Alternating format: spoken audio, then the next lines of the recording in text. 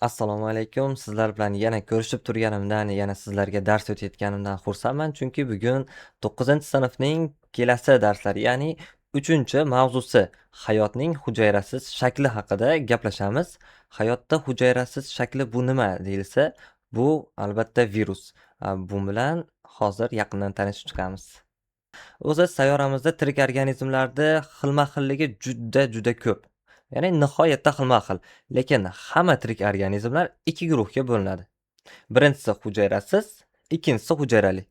Hujayrasiz holatda ham tirik bo'la oladi, faqat unga ayrim shartlar mavjud. Endi hujayrali holatda aniq tirik bo'ladi. Hujayrali holatga misollar prokariot organizmlar va evkariot organizmlar.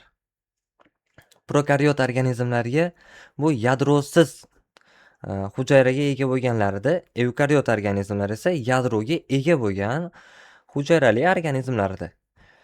Hujayrasiz holatda qanday tirik bo'lishiga ayrim shartlar mavjud dedik. Xuddi ana shu ayrim shartlarni ko'rib olishdan oldin viruslarni qaysi fan o'rganadi, birinchi bor virus kim tomonidan topilgan, shular bilan tanishib chiqamiz. Viruslarni kashf etilishi. Viruslarni o'rganuvchi fan bu virusologiya. Qiyin emas yodlash. Virusologiya bu viruslarni o'rganuvchi fan. Endi bunga 1892-yil D.I. Ivanovskiy tomonidan birinchi bor tamaki o'simligida uchraydigan tamaki mozaikasi degan virus topilishi sabab bo'lgan. Ya'ni mana shu virusdan keyin viruslarni o'rganishlik ishlari juda ham ko'plab olib borilgan. Endi tamaki mozaikasi qanaqa ko'rinishi deyilsa, aynan mana shu rasmda ko'rinib turgani tamaki mozaikasi bo'ladi. Tamaki mozaikasi. Va bu tamaki mozaikasi topilgandan so'ng Leffler va Frosh degan olimlar uy hayvonlarida oqsil qo'zg'atuvchisi virusini o'ylab, ya'ni kashf etishgan, topishgan. Bir qancha vaqt o'tib, bakteriyalarda ham uchraydigan viruslar borligini FDRL o'zi oshkor qilib bergan, ya'ni kashf etgan. Va bakteriyalarda uchraydigan virusni bakteriofag deb nomlagan. Viruslar hujayrasiz holatda ham yashay oladi deganimizga ayrim sabablar bor degandik. Ana shu sabablarni mana shu slaydimizda ko'rib chiqamiz. Ya'ni viruslar bu hujayra ichi parazitlari. Hujayrani ichiga kirganda o'zini hayotchanligini ko'rsatadi. Lekin hujayradan tashqarida ular erkin va faol holatda uchramaydi. Jumladan viruslarda juda ham ko'plab yuqumli kasalliklar tarqatishadi. Ya'ni viruslar ana shu yuqumli kasalliklar ularga gripp, quturish, sariq kasalligi, ensefalit, qizilchalarni misol qilishimiz mumkin. Endi bular doimo tashqarida mavjud. Tashqarida mavjud, lekin qaysidir havo yoki qaysidir stolga teggandan keyin ana shu stol gripp bo'lib qolmayapti yoki havo qizilcha bo'lib qolmayapti yoki qaysidir pichog'imizga quturish virusidan sachrab ketadigan bo'lsa, u pichoq quturib ketmayapti. Sababi u virus tashqarida faol holatda bo'la olmaydi. Faqat organizmning ichiga kirsa, hujayrani ichiga joylashsa, shunda faol bo'ladi. Unda ham qanaqangi hujayra? Aynan o'zi yashay oladigan hujayrani ichiga kirsagina faol holatga ega bo'ladi. O'zlari aynan o'zining metabolizmiga ham ega emas.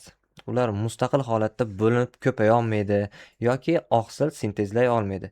Hammasi hujayraning ichiga kirgandan keyin hujayra hisobidan bo'ladi. Shuning uchun birovni hisobidanligi uchun bularga parazit deb nom berilgan. Parazit so'zi ma'nosini bilasizlar-a? Agar 5-sinfdan beri kuzatib kelayotgan bo'lsanglar, darslarda parazit so'zi ma'nosini aniq bilasizlar. Bizda viruslar tuzilishi va guruhlari. Viruslar o'zi irsiy axborotini qaysi holatda saqlashligi bo'yicha ikki guruhga bo'linadi. DNK saqlovchi va RNK saqlovchi. Chunki butun boshli tanasi ana shu irsiy axborot va irsiy axborotni qoplab turuvchi qobiq, ya'ni kapsiddan iborat. Kapsid bu ularning qobig'i. Endi DNK saqlovchi viruslarga ikkita misol qilishimiz mumkin, aynan 9-sinf bo'yicha. Qaysilar desa, adenovirus va bakteriofag. Endi RNK saqlovchi viruslarchi. Bularga shularni sanashimiz mumkin: ensefalit, qizamiq, qizilcha, quturish va gripp. Demak, gripp bu RNK saqlovchi virus. Viruslarning nuklein kislotasi mana DNKli yoki RNKli deyapmiz va uni atrofini kapsid o'rab turishini biz sal oldinroq aytdik. Slaydimizda endi yetib keldik. Bo'lsa keyingi slaydga o'tamiz. Viruslar hujayraga ta'siri. Ya'ni viruslarning hujayra bilan ta'siri qanday bo'ladi? Viruslar Asosan ikkita yo'l bilan yuqadi hujayraga. Qanday deyilsa, tasodifan, ya'ni hujayra pinositoz ovqatlanayotgan paytda virusni yutib yuborishi mumkin. Bu birinchi yo'li. Ikkinchisi retseptorlar orqali. Endi retseptorlari sal murakkab. Uni keyingi slaydimizda xudo xolasa ko'rsatamiz. Ungacha bu slaydimizdagi ma'lumotlar bilan tanishib chiqsak, tarqalish jarayoni mana virus bilan bog'langan hujayra qismi sitoplazmaga birlashadi va vakulaga aylanadi va yadro yoki hujayraning boshqa qismlariga tarqalib ketadi. Buni qanday tushunamiz? Bitta hujayra bor. Hujayrani pinositoz, ya'ni ichayotgan paytida, hujayra oziq modda ichayotgan paytda ana shu joydan vakula hosil bo'lar edi. Endi oziqlanish bo'yicha ham alohida dars qilamiz. Ana shunga biz ulanish ssilkasini qoldiramiz. Ana shu vakula hosil bo'lgandan keyin уже virus ichkariga kirdi. Ichkariga kirib bo'ldi. Xuddi o'sha ichkariga kirgandan keyin endi hujayrani ichidagi moddalarni mana shu sintezlash, metabolizm va oqsil sintezida virusni ham DNKsi yoki RNKsi mana shu sintez jarayoniga qo'shilib ketadi. Sintez jarayoniga qo'shilib ketgani sababdan u o'ziga o'sha yana boshqa viruslarni ko'paytirib nusxalay oladi. Va bundan oldingi slaydimizda aytdik, viruslar aynan o'zini hujayrasiga kirsa yashay oladi degandik. Masalan, gripp jigarimizga yuqadigan bo'lsa, jigarimiz hech qachon kasal bo'lmaydi. Yoki sariq kasalligi o'pkamizga yuqadigan bo'lsa, o'pkamiz hech qachon sariq kasalligi bo'lmaydi. Gripp o'pkaga yuqishi kerak. Sariq kasalligi esa jigarga yuqishi kerak. Endi sariq kasalligining ikkita turi bor: A va B.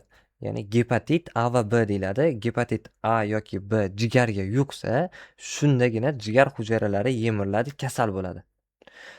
Gripp esa o'pkaga tushsa, yuqsa, grippga chalinamiz. Boshqa holatda chalinmaymiz. Ya'ni oshqozonimizga gripp tushadigan bo'lsa, unda gripp bo'lmaymiz. Tushunib oldinglar-a? So'raymiz. Keyingisi, hujayraga kirishini hozir ikki xil yo'l bilan deb aytdik. Endi hujayradan chiqib ketishi. Hujayradan chiqib ketishi ikki xil tarzda yana. Bittasi portlash tarzida, bittasi kurtak yo'li bilan. Ya'ni kurtaklanish yo'li bilan. Portlash tarzida bo'ladigan bo'lsa, u yashayotgan hujayra yorilib ketadi. Qanday? Mana bitta hujayraning ichiga kirdi virus. Hozir nisbatan kattalashtiramiz o'zimizni. Bitta hujayrani mana shunchalik deb olsak, buni ichiga virus kirdi. Kirib turib ko'payib bordi-da, oxiri hujayraning ishishiga sabab bo'ldi. Endi oxiri hujayraning ishishligi, elastikligi ko'tara olmaganidan portlash yo'li bilan viruslar tarqalib ketadi. Portlagandan keyin boshqa hujayralarning ichlariga ham kirib ketadi. Ikkinchisi kurtaklanish yo'li bilan. Kurtaklanish yo'li bu hujayrani bittasi uchun foydali bo'lgan yo'l, ya'ni tirik qola oladi. Bitta hujayraning ichiga virus kirdi, kirgandan keyin aytaylik bu tomoniga kirdi. Mana bu yoqqa tushdi-da, endi xuddi shuni mana bundoq kurtaklanadi-da, ikkalasi alohida hujayra bo'ladi. Bunisi chiqib ketadi, bunisi yashab qoladi. Keyin bu o'ziga ozuqa moddalar olishligi, ya'ni so'rib olishligi hisobiga yana oldingi hujayra, ya'ni katta hujayraga aylanadi. Mana shu kurtaklanish yo'li orqali chiqib ketishi. Albatta chiqib ketishiga yoki kirishiga video qilamiz. Bizda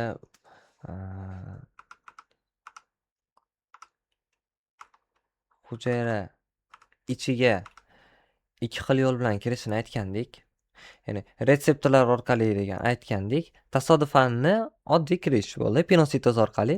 Endi retseptorlar orqali esa biroz boshqacha, ya'ni retseptor bu bakteriyani qobig'i tanib qoladi. Masalan, bakteriyaning qobig'iga virus kelib tegdi-da, tekkandan keyin bakteriyaning qobig'i uni virus ekanligini biladi va bakteriyani ichiga kirgizmaydi.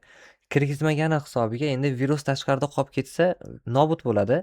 Ichkariga kirish kerak. Qanday yo'l bilan bo'lsa ham. Quyida FDRL kashf etgan bakteriofagning ko'rinishi, mana shu tepasidagisi bakteriofagning ko'rinishi. Pasti esa bakteriyani o'zi. Bakteriofag ichkariga kira olmaganidan so'ng u o'zining irsiy axborotini ichkariga kirgizib yuboradi.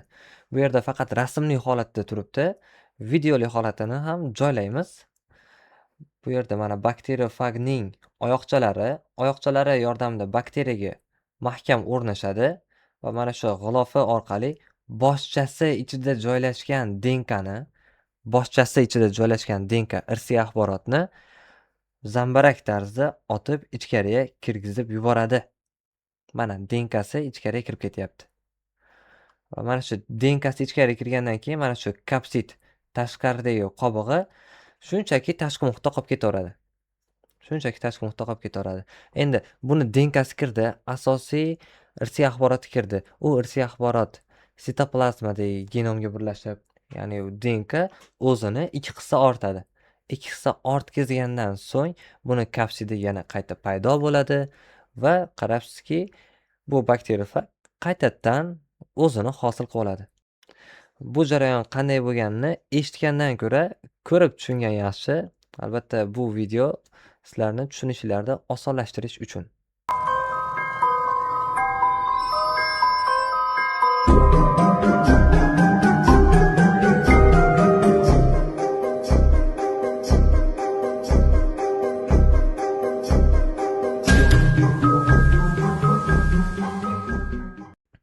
Viruslardan endi kelib chiqishi bakteriofaglar va viruslar hayotda hujayraviy shakllar bilan birgalikda teng paydo bo'lgan. Chunki teng paydo bo'lmasa, bular sal oldinroq paydo bo'lsa, hammasi qirilib ketar edi.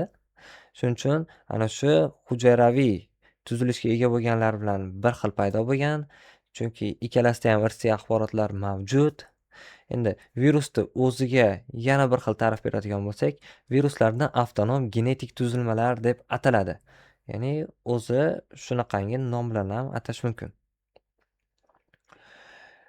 Bugungi kunda genetik injineriya sohasida viruslardan DNK tashuvchisi, ya'ni vektor sifatida keng ko'lamda foydalaniladi. Bugungi ma'lumotlarimiz shulardan iborat edi. Hammangizga rahmat. Alloh o'rganayotgan ilmlarimizni bundan-da ziyoda qilsin. Hammaga xayr.